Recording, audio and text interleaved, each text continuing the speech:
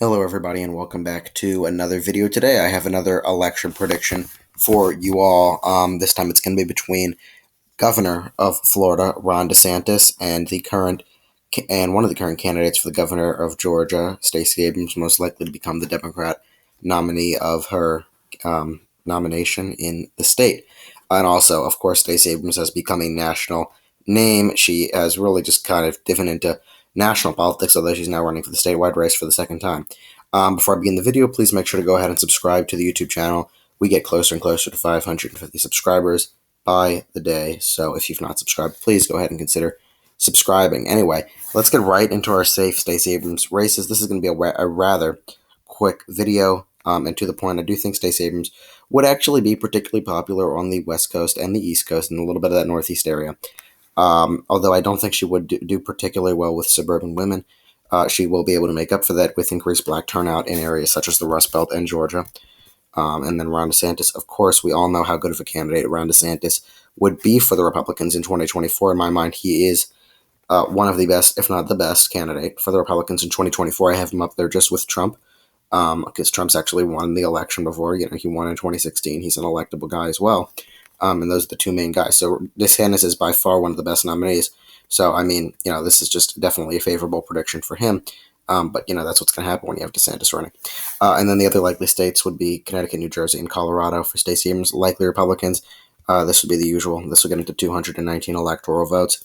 Even with the increased black turnout in Florida, it won't be able to be making up for, and DeSantis would still be able to win by a likely margin. Also, Republicans are doing significantly better among Hispanic Americans, regardless of if Stacey Abrams is running or not.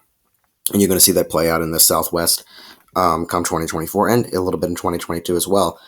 Maine at large will be lean Democrat, as well as Minnesota, New Mexico, Virginia, those usual areas, getting Stacey Abrams to 221 electoral votes. As we continue to go through, I believe that Wisconsin and North Carolina and Arizona will all be lean Republican states. So that gets Ron DeSantis at 256. The Rust Belt, in my mind, is trending red, and it's also definitely favorable to more populist candidates.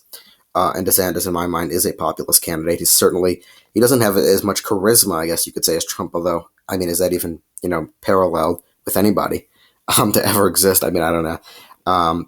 But yeah, I mean, I still think he is that populist, appeal, that populist aura to him.